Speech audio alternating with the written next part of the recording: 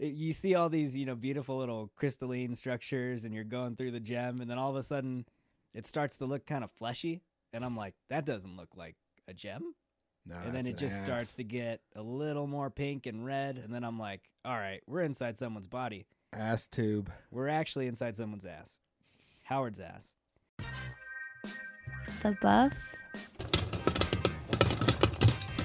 and the blazer.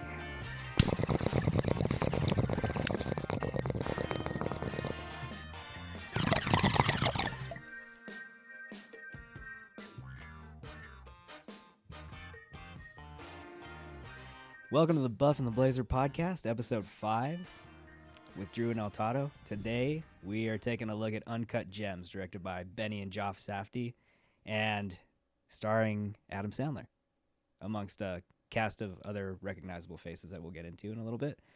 But, as is customary, it seems right now, Toddo, what were your overall impressions coming out after watching Uncut Gems? I was stressed the fuck out. Is like one of the most stressful movies I've ever seen in my life. And coming from a person, I've gambled quite a bit in the past, and I didn't know this was a gambling movie from the trailer. I thought it was like a jewelry heist type movie. Okay. I thought the whole plot of the movie, from what I saw in the trailers, was him somehow stealing Kevin Garnett's championship ring. Oh, okay. That's what I thought the whole movie was about. I could see that, yeah. So I was really surprised, early on that I was like, oh, this is a degenerate gambler movie. I had no idea. And so that surprised me, and it was insanely stressful. They did an extremely good job of like capturing the rush of gambling in a really real way for anyone that's like never gambled. Not even on a high level, but just gambled. Like not on the level that's going down in this movie, but just betting on things. Mm-hmm. The tension that they convey in the movie is extremely accurate. So if you want to know what gambling's like. Are there any stories that you'd be down to share on the podcast? Yeah. In connection with this movie? Not in terms of like, I've never bet large amounts of money. Well, I'm assuming you never took any pro NBA players' rings to a pawn shop. I don't think I've ever met an NBA player. But just, I don't know, there's a certain feeling you get at gambling. It's extremely addicting. And I played tons and tons of poker through college. In the town that I lived in, there was a really big home poker game scene with tons of like pro snowboarders.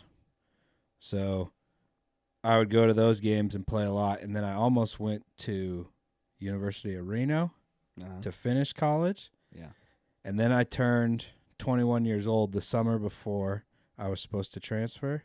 And I went to Las Vegas, having already been gambling a lot since like high school and all through the first few years of college. And I went to Las Vegas and lost like $2,000. I went out. Me and my buddies went out. I have a really good friend whose birthday is right next to mine, and we both turned 21, so we went out with a group of dudes. We had a hotel booked for Friday night and Saturday night, and we drove out Thursday night and just planned on staying up all night the first night and gambling and partying. Yeah. And that first night, I lost $600 in 45 minutes at the roulette table at like, I don't know, 4 or 5 in the morning. Yeah. So the time of the day when you absolutely are not supposed to be gambling, I blew like a little over a quarter of my whole gambling wad for the weekend. Shit. And by the time that weekend was over, I had lost everything and racked up money on my credit card. Like a bad Vegas story. But the feeling you get when you have that much money on the line, because I had been winning that whole time I lost all that money. Yeah. I was winning a little bit, and that's what this movie like insanely conveys, is like the thrill of winning a big bet. Yeah. And obviously the scales I'm working on are way smaller. But like losing that much money at the age I was at was a big deal. Like I didn't have that money to be losing. Right. I was working, construction summer jobs, not making anything. So Gambling is bad. Moral of the story is gambling's bad. And this movie shines a friggin' spotlight on it. Don't gamble, kids. If you want to. I mean, everyone's an adult. But you should watch this movie before you make a decision to do some gambling. All right. I'm pretty much right there with you. This movie made me physically ill. It it was so stressful that I think after I was done watching it, my stomach was turning almost. It's so intense in a way that you just can't get it out of your head. And I kept thinking about the film even into the next day. Just how intensely it affected what I was feeling. It's super stressful, like Toddo said, and it does a great job of showing you the highs, the extreme highs of what gambling can be, and the absolute bottom of the barrel lows that you can experience with getting too deep into gambling and the addictive nature of what gambling is. And I thought it was so well done in that sense. And Adam Sandler was a perfect casting decision to put into a role like that. It wasn't a role you normally see from him, and I was blown away at how well he did in that character, the character of Howard. And just, I think, top to bottom, the film, it's really well made. It's a captivating story in the sense that as uncomfortable as it makes you feel, you can't stop watching it. There's something addictive about it, not unlike gambling itself. Yeah, it was really weird how it just kind of stuck in my head, even days after I watched it. So yeah, there's something about that, and really good films that are done well will usually do that to you, and this is, for me, one of those. Let's go into a little bit to how the film opens up, which I found really interesting. It starts off with the whole mining incident in Africa, right? Ethiopia, yeah. Ethiopia. And you're taken in, and there's a mining accident, and we end up going down into a mine shaft, and they break out these two miners, they know where this awesome opal is. Yeah. In the mine. Mm-hmm. But they haven't mined it out because obviously they're working. It's like a Chinese-owned mine, it looks like, right? Yeah, that's what it looked like. And this big, massive accident happens to this one dude. He breaks his leg. It's pretty gruesome. His fib and tib are both sticking out of his leg, and they show it multiple times. Yeah. But when that happens, all the commotion around the broken leg, these two dudes get down into the mine, and they go back and they get this opal. And then that whole storyline just ends. Yeah. They get the opal, and then the movie goes into the rock and does this really trippy 80s, almost like a Stranger Things looking type of intro. Yeah, like this opening sequence. Yeah. Which culminates into complete disgustingness. Howard's ass. The inside of Howard's ass. Fucking gross. Yeah. How early did you catch on that that's what that was? Well, so you see all these, beautiful little crystalline structures, and you're going through the gem, and then all of a sudden it starts to look kind of fleshy, and I'm like, that doesn't look like a gem. No, and then it just starts to get a little more pink and red, and then I'm like, all right, we're inside someone's body. Ass tube. We're actually inside someone's ass. Howard's ass. And yeah, it was a really interesting choice, but how else better, I guess, to display that you're going to start a deep dive into a character by going directly through his asshole. But yeah, it's there. Some of the choices in the film were interesting because I felt like, and maybe I need to go back and rewatch, but sometimes they feel like they're there to be sort of offsetting or off-putting or totally disconnected, and be sort of, I don't know what you could say, be sort of just totally contrasting to what the main story is. And I felt like it almost is there to give you that sense of just feel uncomfortable. It just makes you feel uncomfortable. And I think it's the contrast is there to make you feel uncomfortable, because that's what the whole film is. But I don't feel like that opening scene is that disconnected from the story, because the story is really about Howard, this dude who has a million things going on in his life. That's a good point, actually. And the colon possibility of colon cancer yeah, is just thrown onto the pile, the stress pile that he's got going on in his life. That's another aspect of the movie that stressed me the fuck out. Was the level of shit that this guy has going on. He just digs deeper and deeper into it's a hole. like, dude, I think my life is too busy. Yeah. This guy's got a wife and kids and a crazy traditional Jewish family life. Yeah. And then a chick, a mistress with an apartment in the city. Right. And then this super high stress, high dollar jewelry business. Yeah. And then gambling on top of it, crazy gambling addiction and owing money. Right. To his brother-in-law who's got goons. Yeah. Which is just weird. And then throw the colon cancer on there. It's just like, I don't want that life.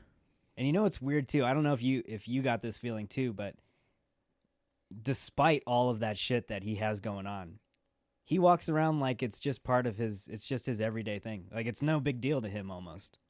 You know, until you get kind of deeper into the film where it really starts to, I feel like it weighs on him. Yeah, but he's just making bad choices. Yeah, and digging it deeper, so it's hard to right. sympathize. But yeah, so like after he gets out of his exam, it seems like it, could be something real serious. But then he just gets up and walks to work like everything's fine, and then you get to dive into his world of this jewelry shop he owns, and the opal is really what sets the story and gets the story going. He acquires the opal somehow. Yeah, they never explain that. No. And Kevin Garnett, comes into his shop and he's like, let me show you this. This is awesome. And gets wrapped up in the whole situation with Kevin Garnett. And he's captivated by the opal. He has some kind of connection to it. And that kind of kicks off sort of one of the main storylines of Uncut Gems, with him essentially getting Kevin Garnett's ring as collateral for Kevin Garnett to hold on to the opal for a little bit. What did you think of the characters that well, let's start with Kevin Garnett. He comes into the shop and his interaction with Howard. What did you think of the way Howard deals with some of the people that come into his shop in terms of like it's always so hectic. Like there's such high tension in the movie. It's like when KG comes into the shop, the goons are in there trying to shake him down. Right. And there's like people yelling over here, and Damani's trying to get him to buy this thing. And it's just total, just rapid fire madness. And I thought KG was great, like, because he's playing himself, obviously. Yeah. And if you watch basketball at all, like, he's a pretty intense dude on the floor. Yeah. And I feel like he did a really good job of kind of playing that super intense basketball player, Like he doesn't really give a shit about the price of anything in the whole place. Right. And then when Howard kind of weaves the little black Jew Ethiopian story in, which I thought was kind of an interesting little toss in there. He just buys in hook, line, and sinker to the little mythology of the Rock. Right. And then he takes it and he has an awesome game, plays an awesome game. Yeah. Because he has the Rock in his possession, I thought it's a very unique storyline. Yeah. Very, very modern and a new way to tell a story. Not like all the, the same epic stories that we get in most movies. Where the same general arc is the same. This movie's totally different, and I appreciated that part of it. Yeah, and you could almost say that Garnett is addicted to that opal because he believes that it's helping him play better. Yeah, and professional athletes are usually pretty superstitious, I think. Yeah. And it's just interesting because the whole film is about gambling and addiction, I think. But it's not only Howard. There's addiction plays a role with a bunch of characters in the film. Howard's addicted to gambling. KG's addicted to the opal. Julia, played by Julia Fox, she's addicted to Howard almost.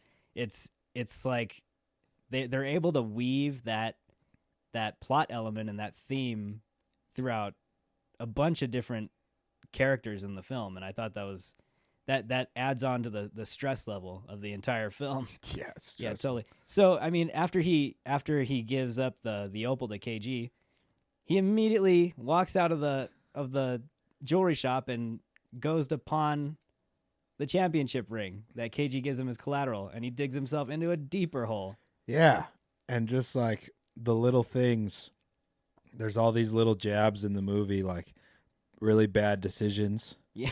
So he pawns KG's ring and gets a bunch of cash for it. Yeah. And then he like takes pictures of the cash that he has and send them to Arno saying like, I got your money. And then he goes straight into a bookie and bets all that money on KG.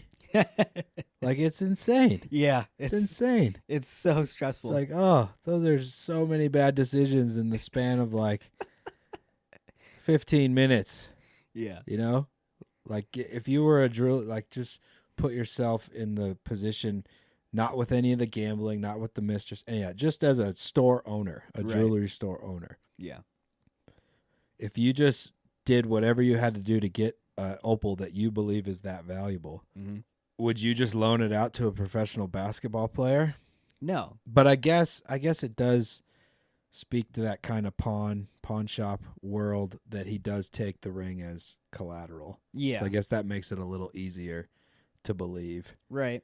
The way I see it is the whole film, I guess a good analogy for this film is it's a balloon, and it just slowly inflates and gets bigger and bigger and bigger until it just can't take it anymore and just explodes. Totally. And that's how, a great analogy. That's how this film makes you feel all the way up to the ending. Just bad decision after bad decision, and he gets deeper and deeper into these holes and deeper in debt and with people. On top of that, he has a personal life to deal with. He has a family. He has a dead marriage. A dead end marriage. With kids he cares about. He cares about his family. I got the sense of that. And then on top of that, he also has a mistress, someone that he's seeing on the side, Julia, that he also cares about. So I thought it was interesting at first. Well, let's go to Julia real quick. She works in his shop, and he's seeing her on the side. What I liked most about the characters in the film were how you get at first sort of a surface level understanding of who they are, and they seem like maybe that's what you're going to get. But then as the film progresses, you get more depth and you get deeper under the characters, and they end up being pretty compelling towards the end. For me, Julia was one of those characters. At first, I just thought she was, some smoking hot girl he was banging on the side.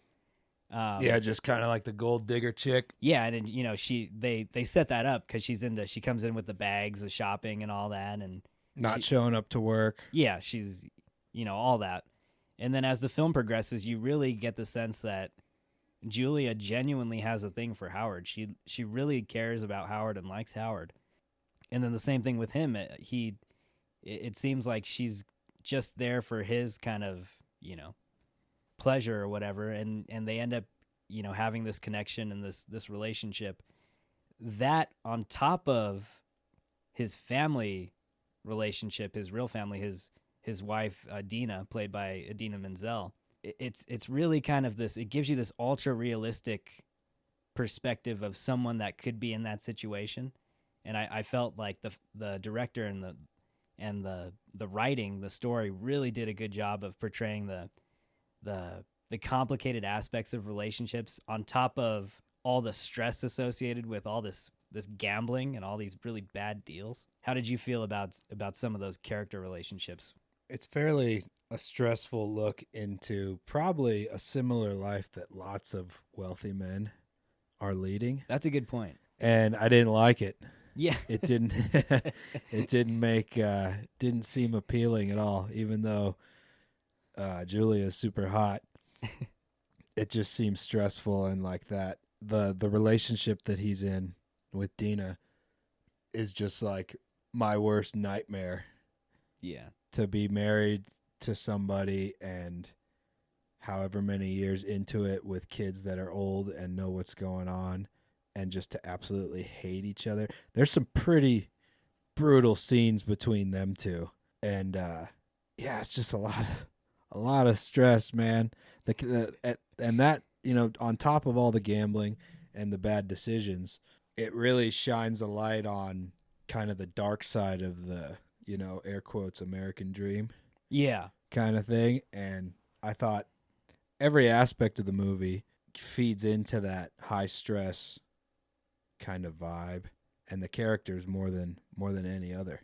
Yeah. There's like so many hectic ass scenes. Oh man. Even when the scene doesn't have to be hectic, the way some of these scenes are shot and the way it's cut together is so stressful. The one that sticks out to me in my mind is when he gets home to the apartment early before Julia, and he's camping out in the closet, and he's texting Julia and saying like, "Oh, you'll make it before me. I'm stuck in traffic." And then she walks in, and he's kind of just texting her and messing around with her. Yeah. Asking like, what yeah, are you that's a wearing and all that? creepy ass scene, isn't it? Yeah. And you think at some point she's gonna I mean, be like a dude there or something. that's what I thought, or someone was going to come through the door and shoot her or something. I don't know. But the way it was shot, it was so suspenseful. And it's just really a scene with him kind of playing a little joke on her. Yeah. Like him hiding in the closet. It was a bunch of moments like that in the movie just really make you uncomfortable. So was there a particular scene in the film that stuck with you in terms of how it affected you, how it made you feel like uncomfortable or anything like that? 2 scenes. Okay. So there's 2 really similar scenes. There's the first one is when KG and his boys, Damani and them, they get stuck in the security doorway. Right. Yeah. So there's like a door to get in That they have to buzz in. that you got to come in and close, and then another door to get into the jewelry shop, and that closes. So there's this chamber in his jewelry shop. And the first time it happens, when KG and his buddy, his security guards, and Damani, who's awesome in the movie, by the way, when they get stuck in there, they're screaming at each other, trying to figure out the opal situation, right? Because he doesn't have the opal at that point. Right. He's like, "Oh, I'll get it back to you," or whatever. Yeah. So Howard's freaking out trying to get his opal back. They're freaking out trying to get the ring back, right? Yeah.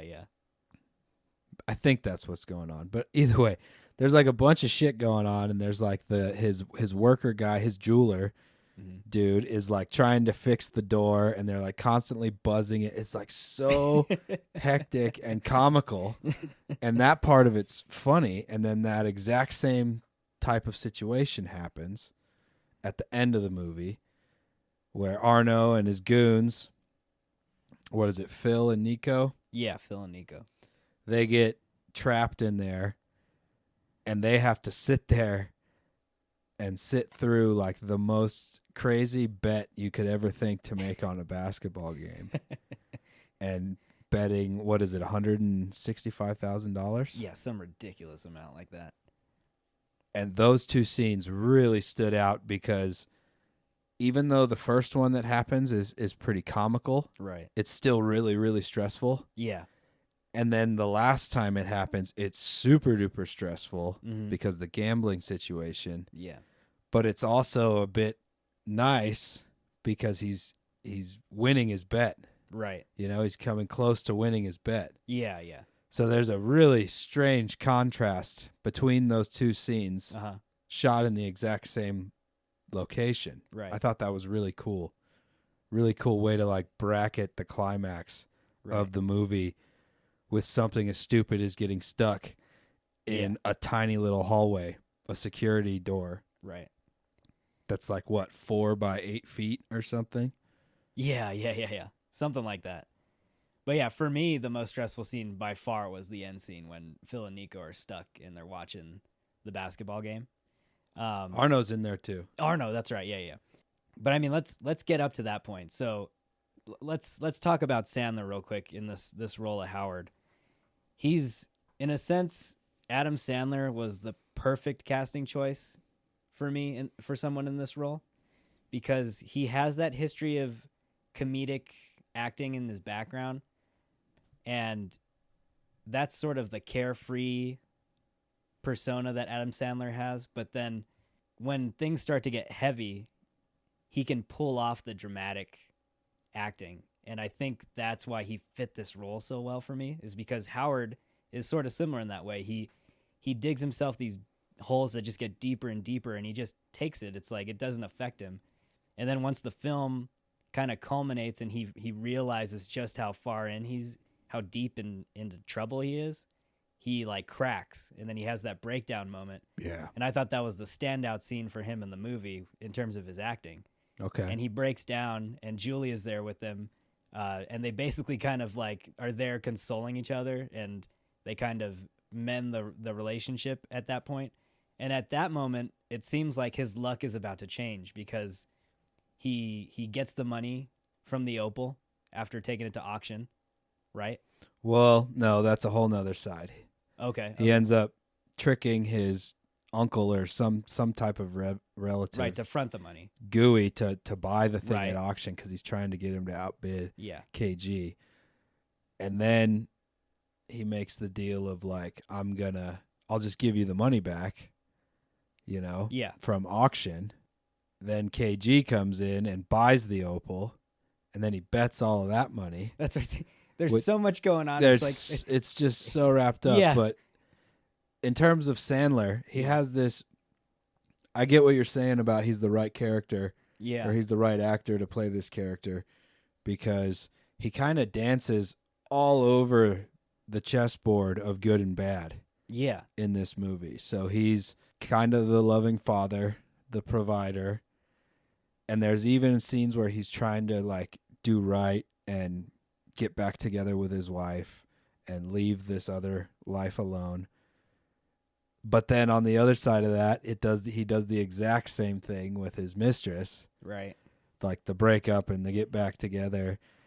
And then he has all of these family members that he's what seems like extremely close with on a family level. Yeah. But then he's gambling their money all over town. And it's just, there's so much pinball machine scrambling of intention on Yeah. his part all over the place. Mm-hmm. And he did a really good job of that. I've always bought into him as a serious actor because I've seen, I saw Punch Drunk Love. I don't know if you've seen that. Yeah. And He's been in a few roles. He's great in that. I haven't seen the 9/11 one that he's in with Don Cheadle, but he's like a serious. Oh yeah, I haven't. He's seen serious in that too. Mm-hmm. But I always knew he could do that. But I think he's just the kind of guy that likes doing goofy comedies. Yeah. And he loves basketball so much. Yeah, that was cool to see. That's a big. He's in his public world. He's always on like Dan Patrick's show, and apparently on all of his movie sets for all of his goofy movies, there's Right. always a basketball court there. So it's kind of cool that that's like wrapped in. Yeah, he's just exactly the perfect guy Yeah. to play this character. Like, you had to get a Jewish guy to play this character because that's obviously a big part of the storyline. Right. But I thought he did a fantastic job. Yeah. And he plays this extremely tragic character. So after he gets the money for the opal, he makes another big bet on the basketball game. I think it's a 3-way parlay. Yeah. KG winning the opening tip. Mm-hmm. KG going over 26 points. Right. And the Celtics covering by, I think it's like 16 or something huge. Yeah. Like a crazy 3-way parlay with like $165,000 that's going to pay out 1 point something Right. million. And the sad thing is, it all turns out, it all happens, right? Yeah. Yeah. He essentially wins the bet. Spoilers. Yeah. So he wins the bet, and while this is all happening, he's in the jewelry shop with the 3 characters locked up in the room there watching, and he's essentially holding them hostage to show them that, I'm going to be able to pay you guys back because I just won this bet. And then the balloon finally explodes, and he lets him out, and Phil, is it the one that shoots him? Phil's Right had there. it. Phil is, yeah, He just sat. sweaty. Phil just sat. Basketball game airing on Yeah. TV takes about 3 hours with halftime and stuff. He just sat in a little box. And I was naive For enough to 3 think hours. that it might end on a high note. And right when you They think make it you does, think that. yeah, It's a great misdirection. totally. And right when you think he does, he comes out of there and puts a gun to his head and blows him up right there, Right away. just completely out of nowhere. Boom. And it's the perfect metaphor for gambling. Yeah. This goes back to my balloon metaphor. It just Yeah. the balloon exploded Yeah. after everything. Just when it seemed like things were turning around. You know what? Phil's character, I didn't really buy as a super Like intimidating. thug Yeah. throughout the whole movie Mm-hmm. until that second. Yeah. You know, I didn't take him seriously. And I think even when he like punches Sandler in the throat and then in the mouth and throws him in the fountain, Yeah. even at that point, I still didn't take him very seriously as like a goon thug. Yeah. And I think that's probably on purpose because there's points where Howard's character pops off and like pushes him back, and like when they have him in the back of the car and they're messing with him, like he fights back, and nothing that bad ever really seems to happen to him. Yeah. Even getting like punched in the face and thrown in a fountain Mm-hmm. isn't like, I guess when you're willing, you got the balls to bet that kind of money Yeah. on a basketball game, a dude who's not super intimidating, I guess. Yeah. You Yeah. don't have to take him that seriously. Well, I think, and I think the film has, I think a lot of the characters in the film seem one way on the surface, and then as you get into the film, there's another element to the character that you almost weren't expecting. And that's why I talked about that relationship between Julia and Howard, is because that's something I wasn't expecting to buy into with them. I really kind of bought into their relationship towards the end of the movie. And when everything was going well and turning out his way with the bet, I was like almost on a high at that level. It was the best I felt in the whole movie. And then it just brings you back down to reality, and you get all your fucking dreams crushed when he gets shot. While it makes you feel uncomfortable, it keeps you engaged, and that's why I think it was so addictive, where I couldn't stop watching it. It was a really weird experience, and even now I'm still kind of working through my thoughts of how I felt about the movie. It's like a cocaine movie, man. Yeah, it's weird. I don't know. What did you think of Arno, his character? He had an interesting relationship with Howard, because he's family. He's a brother-in-law, and he's a constant sort of presence to Howard in the film. He's constantly trying to hunt Howard down and to get him for the money he owes. But then you have that party they go to, what was it? Was it a bar mitzvah, or I can't remember. I'm not too up on Jewish culture. It Something could have been traditional. Passover. It could have been Passover. I think it was Yeah, I Passover. think it Now was that you say Passover. that, But they're all there, and Arno's there with Howard, and you can tell that they have a family relationship. It's like they're willing to put aside all the shit that's going on behind the scenes for the celebration there. It was kind of weird how it ended, because at the end, when Howard lets them out of the room after betting on the game, Arno he's like really, really obviously shocked that Phil just shot Howard. And so he's like, what the fuck? And you can tell that he's completely let all that other shit go after Howard's lying there on the floor. That's his family, essentially. And then he gets shot too, right? yeah, At the end. So yeah, Arno tries to get out, but he's foiled by the locked door. Yeah, it's a weird, complicated relationship that he had with Howard, which I'm sure was all Howard's doing, because he finagled some kind of bad deal with Arno. But that was another part of the film that was really it drove the tension. It was a constant theme of tension with that whole little plot between Arno and Howard, and them constantly being on his back throughout the whole film. Arno is played by Eric Bogosian. Uh-huh. And I thought he did a really good job with the character.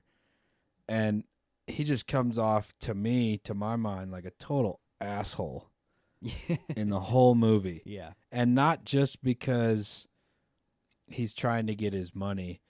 to me, if you have that kind of money and you're loaning it to family, Yeah.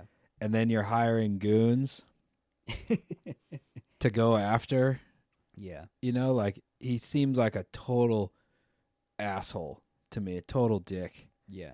And he played the character really good. And again, it's like this movie, you don't really know who's the villain. You don't really know who's the hero the whole time.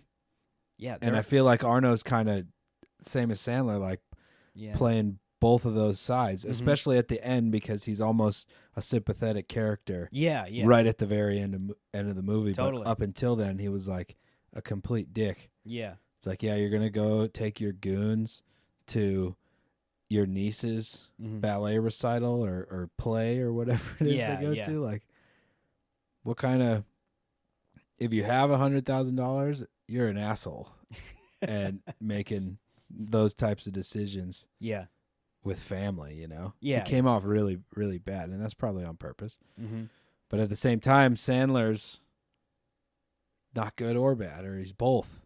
It's a very interesting character. Well, let me ask you this: when you first are introduced to Howard, did your perspective or opinion of Howard change from the beginning of when you first saw him to the end of the film? Did that change at all, in terms of how you viewed him as a character? I think he's a sympathetic character the whole movie. The whole movie? And I think if he wasn't that, you wouldn't have such a response to when he makes poor decisions. Okay, yeah. You know what I'm saying? Mm-hmm. Yeah, he's sympathetic, but you want to like smack him in the back of the head and be like, "What are you doing? Just pay that guy off." Yeah. And then go on with whatever you do. It's really stressful coming from like a bill paying world. Yeah. A real life bill pay. It's kind of hard to relate to. Yeah, totally. A story like that. But I would hope no one has to relate to this story. I hope nobody has to live a freaking life like that. Yeah. But there's, thousands of rich dudes playing that game. Yeah. Maybe not the gambling and stuff, but with the double life. Yeah. The two chicks and family on one and party on the other, like, no thank you. Yeah.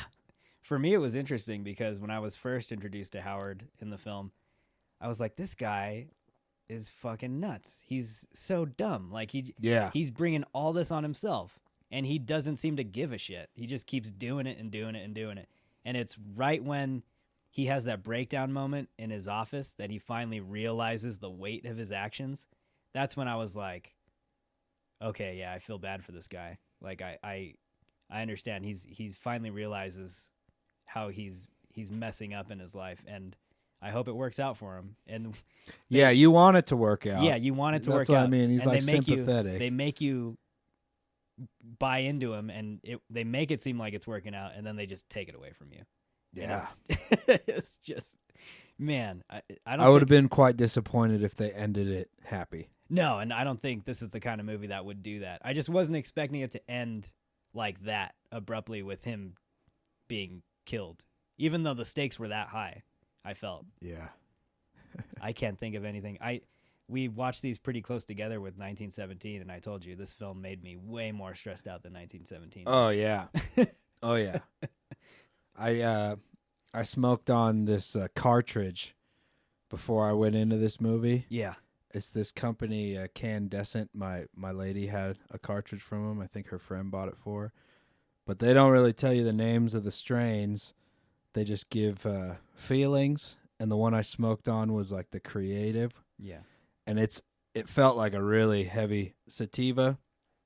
And my like heart rate was through the roof the whole movie. So like the cheap choice that I made was like the exact opposite of the type of movie that it was, because this was a stressful ass movie. So you paranoid movie. You're like paranoid for Howard throughout the movie.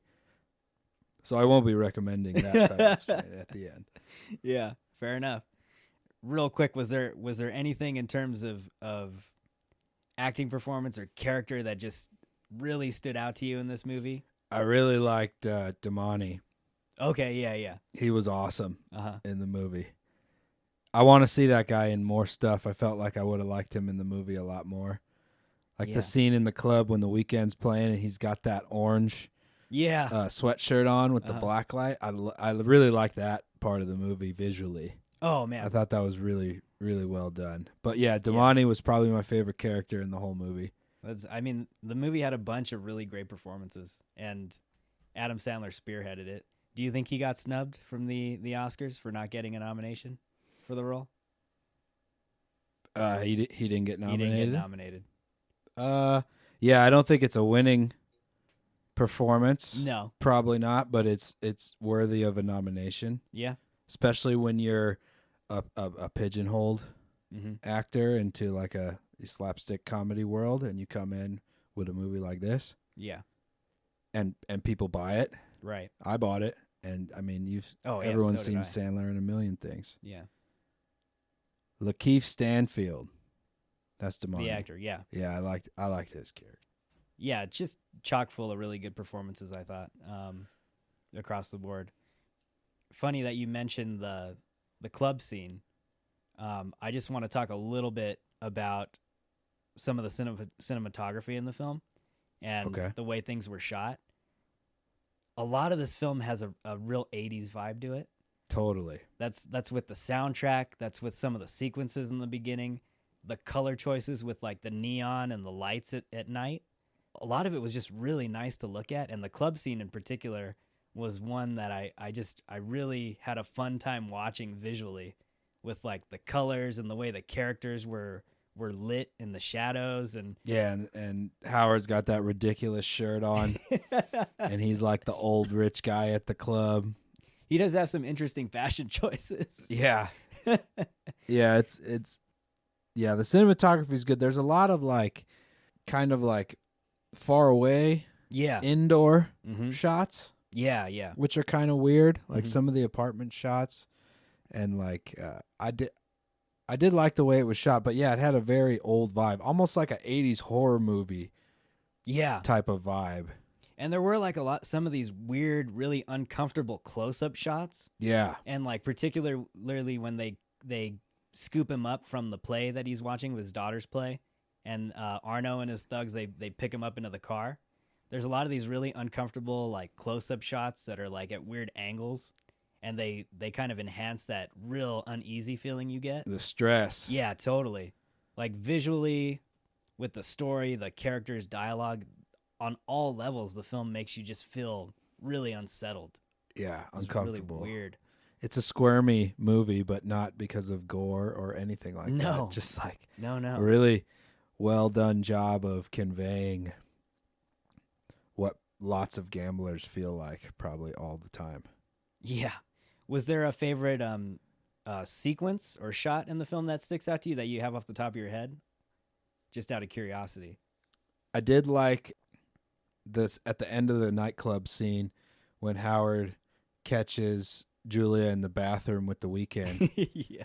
And he's trying to bang on it, and Howard catches him. When they get outside of the club and they walk down the sidewalk, I did like that shot a lot, how the camera is obviously like on some type of machine rolling down the street. Yeah. It had a very good way, like if you've ever been like coming out of a bar or something in a city, and you see like a chick screaming at her husband and his husband screaming back and walked out. It had a very true vibe. And then he gets in the cab and leaves, and then the camera does the same thing going back the other way. I like that a lot. Yeah. And then the two locked in the doorway scenes. Yeah. I just love those. They're so stressful. Yeah. I think the weirdest scene for me it made me really stressed out, and it didn't have to be stressful at all, was when, like I said, when he was in the closet texting Julia while he was just playing that little prank on her. There was the way it's cut and shot. It's so suspenseful. It shows you the power of editing in movies. Like a scene can be totally different depending on how you cut it and shoot it. And it was really weird. It had a completely unique vibe of a movie.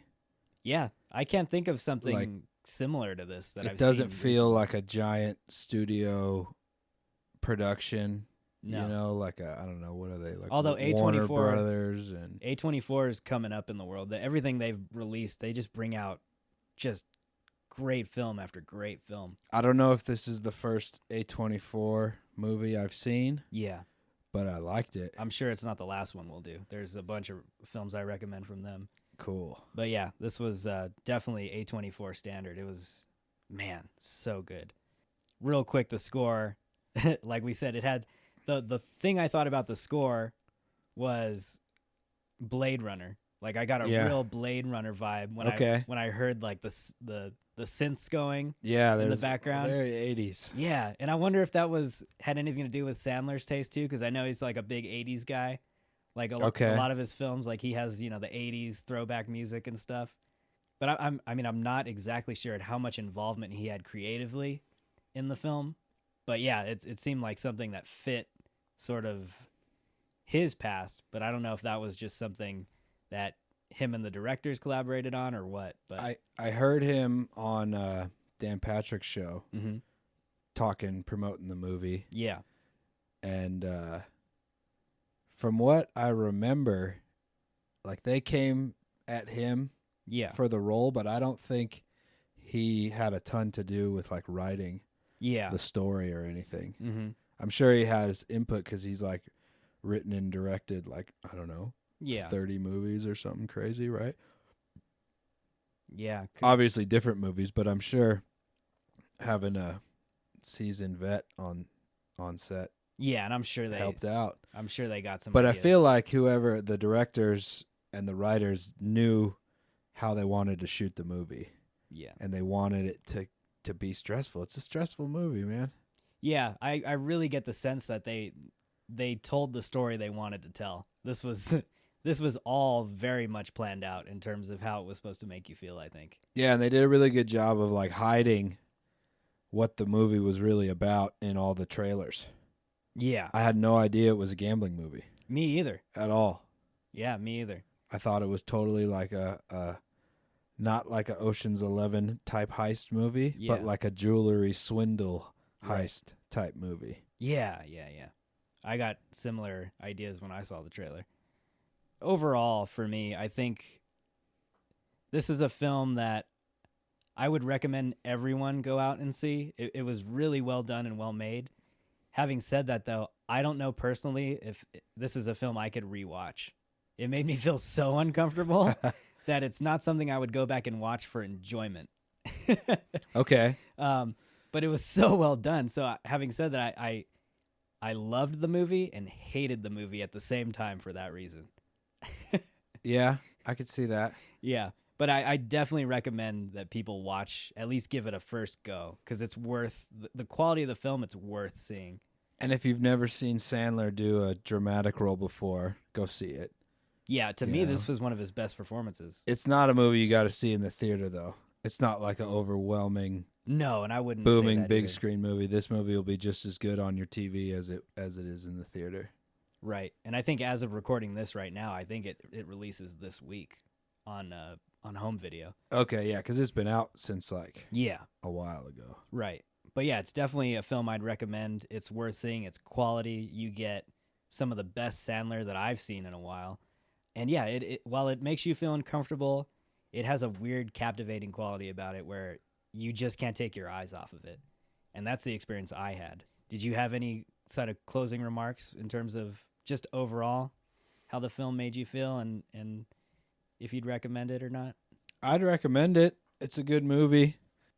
If you have no kind of foot in the world of gambling and you're interested, watch this movie and it'll make you see the dark side of it. It's not super hard to relate to, like as I said before, because not anybody really has money like that to be gambling and stuff. But it's a really good movie. KG's great in it.